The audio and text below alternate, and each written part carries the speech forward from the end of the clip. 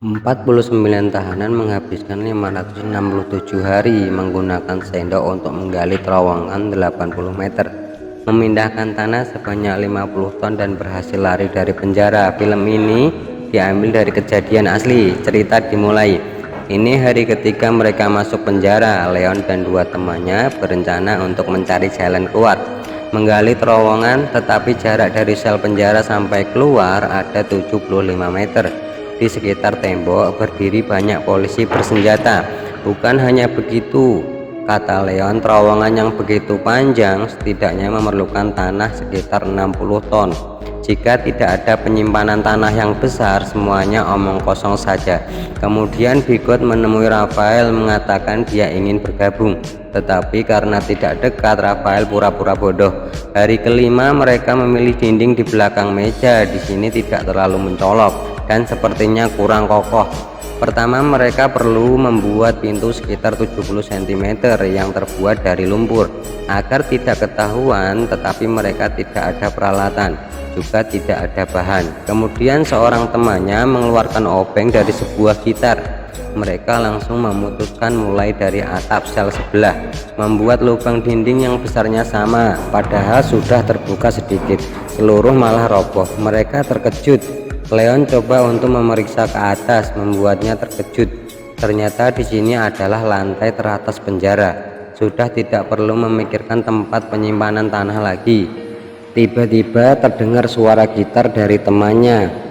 Ini adalah kode pemeriksaan para penjaga penjara. Leon langsung mencampur kapur dan telur seperti membuat adonan, membentuk persegi dan menutupinya dengan poster wanita cantik. Baru saja siap membersihkannya, petugas penjara masuk ke dalam. Kemudian mereka membuat lumpur untuk menutup lubang. Hari ke-34 rencana penggalian terowongan dimulai. Dikarenakan tempatnya terbatas, mereka hanya bisa gantian menggali. Kemudian mereka yang berbeda memindahkan tanahnya ke atap kamar sebelah. Untuk berjaga-jaga, mereka mengutus orang berjaga untuk memberi kode. Hari ke-77 Rafael membawa tas yang berisi tanah seperti biasa. Tidak terpikir datang seorang polisi. Dia bertanya apa isi tas Rafael. Rafael sengaja menjawab 4 bom bakar dan 5 bom granat. Saat buka tas melihat isi baju dan kalengan, polisi tidak lanjut mengecek. Hari ke-83 tanah di atap sudah tumpuk menjadi bukit, tetapi setelah diukur penggaliannya tidak sampai 4 meter. Jika kecepatan terus seperti ini, maka mereka butuh waktu 4 tahun untuk menggali 75 meter. Saat ini sedang mengadakan pemilihan umum. Jika terjadi kekacauan, situasi di dalam penjara akan semakin memburuk, sehingga Leon memutuskan untuk menambah orang. Setelah analisis, mereka seleksi lebih dari 100 tahanan dan memilih belasan tahanan yang bisa dipercaya dan berkemampuan. Karena tim pelarian ini semakin besar, mereka membuat jadwal yang ketat. Setiap hari harus menggali 100 kg, sehari 4 shift dan setiap shift 2 jam. Setiap kali selesai bekerja harus membersihkan seluruh tubuhnya, tidak boleh menunjukkan kelelahan. Selain itu, mereka harus tahu waktu pergantian shift setiap polisi dan kebiasaan patrolinya. Untuk mengurangi resiko, mereka melubangi plafon di setiap kamar. Untuk mempercepat penyimpanan tanah dan informasi, suatu hari Leon sedang menggali. Rafael memanggil dia, tetapi tidak ada balasan. Dia merangkak masuk. Leon sudah jatuh pingsan. Ternyata semakin dalam terowongan, semakin menipis oksigennya. Semua akan berisiko sesak napas di dalam. Rafael meminta segulung kantong plastik dengan pengacaranya dan mendapat alat dari tahanan tua yang bertugas memperbaiki mesin, dengan syarat membawa dia lari setelah semuanya selesai. Sejak ada ventilasi, penggalian berlangsung lancar. Hari kunjungan berikutnya, Rafael minta istrinya menghubungi keluarga tahanan lain, karena jalan keluar terowongan harus ada yang urus. Tiba-tiba kepala polisi melakukan razia dadakan. Meskipun kabar razia ini cepat tersampaikan, tetapi karena terowongan ini sudah panjang, mereka tidak bisa kembali dengan cepat. Melihat polisi hampir tiba lantai atas, Rafael hanya bisa mengajak tim pelarian untuk menghalangnya. Memanfaatkan kekacauannya, orang yang menggali akhirnya selesai menutup lubang. Tetapi konsekuensi dari kerusuhan ini berat. Rafael yang mulai dipukuli dan dikurung.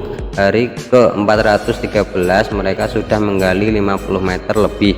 Belum sempat senang, Rafael, Leon, dan Jerman, 3 orang ini masuk koran karena hukuman mati mereka. Ternyata karena kerusuhan sebelumnya membuat kepala polisi marah. Untung saja masih ada waktu sebelum dieksekusi. Hari ke-524, tanah di luar penjara muncul sebuah lubang kecil.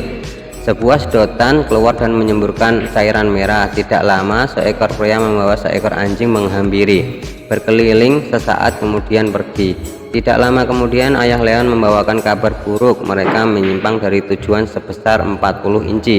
Jalan keluar sekarang tepat di dalam jangkauan lampu sorot. Selain mengatur posisi lanjut menggali, mereka tidak punya pilihan lain. Hari ke-559, harapan sudah di depan mata. Tiba-tiba beberapa puing jatuh di atas kepala. Semua menghentikan pekerjaan mereka. Kemudian muncul goncangan yang kuat. Sudah mau gempa, mereka bergegas kembali. Di malam hari Leon pergi memeriksa terowongan. Untung saja tidak runtuh, tetapi ini pasti tidak tahan gempa kedua. Mereka langsung memutuskan untuk lari minggu depan. Setelah dapat kabar, keluarga mereka yang di luar penjara membantu menyiapkan paspor dan uang tunai untuk pelarian. 29 Januari 1990, 50 tahanan berpartisipasi dalam pelarian ini. Mereka menonton televisi setelah makan seperti biasa. Saat 2 orang polisi berganti shift, mereka pergi satu-satu. Kebetulan acara televisi hari ini sangat menarik. Tidak ada satupun penjaga yang menyadari. Mereka berkumpul di depan terowongan dengan cepat dan merangkak masuk satu persatu. George inisiatif melakukan pengecekan daftar nama dan penutupan. Rafael memimpin semua orang pelan-pelan merangkak. Tiba di jalan keluar menunggu penjemputan dan mereka bertemu di terowongan. Di bawah cahaya yang samar menjadi jalan harapan untuk mendapat kebebasan, dan orang yang menjemput di luar sudah menemukan jalan keluar terowongan. Dengan jatuhnya tanah akhirnya membuka semua jalan. Tidak sempat berpikir banyak, Rafael memanjat ke atas. Orang yang di luar berkata, ada bus merah yang terletak di atas jembatan seberang. Dia akan menunggu selama 5 menit. Teman tahanan bergiliran memanjat ke atas dan bersembunyi di dekat tembok, karena hanya di sini adalah zona aman dari lampu sorot. Saat ini Bigot sadar bahwa semua orang menghilang dan tergesa-gesa ke sel. Dan George sedang berencana masuk ke terowongan, tetapi Bigot tidak ingin ikut melarikan diri, tetapi malah ingin melapor. Ternyata polisi penjara demi menyuruh Bigot menjadi mata-mata menangkap keluarganya. Keduanya berkelahi. Di sisi lain, Leon melihat sudah tidak ada yang keluar dari lubang dan mulai berpindah ke bus. Saat ini Jerman menyadari bahwa George belum keluar, berencana pergi menjemputnya. Tetapi George yang di sel penjara sedang berusaha walaupun terluka. Sayangnya acara televisi baru saja selesai, polisi dan tahanan mulai bubar. Melihat waktunya sudah pas, seorang pria memberitahu tahanan lain soal terowongan. Saat ini seluruh penjara menjadi ribut. Semua langsung berlari menuju terowongan. Polisi yang bertugas tidak berani mencegah, dan orang yang berada di bus belum tahu kejadian di dalam penjara. Setelah 5 menit, George dan Jerman masih belum kembali.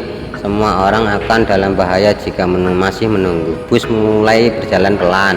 Saat ini terlihat bayangan yang sedang berlari mulai muncul di dalam kegelapan. Itu adalah Jerman. Sayangnya tidak menemukan George. Tidak tahu lewat berapa lama polisi akhirnya sampai. Malam itu ada 49 tahanan yang melarikan diri. Ternyata mereka bukan penjahat yang paling kejam, tetapi di bawah kediktatoran sekelompok pemberontak yang menganjurkan demokrasi dan kebebasan. Pelarian selama 18 bulan ini menjadi sejarah kejahatan di Chili. Pelarian diri terbesar di penjara dan menggemparkan seluruh masyarakat. Setelah 17 tahun, tahanan lain di penjara dibebaskan. Pelarian yang mengejutkan ini akhirnya ditutup dengan sempurna.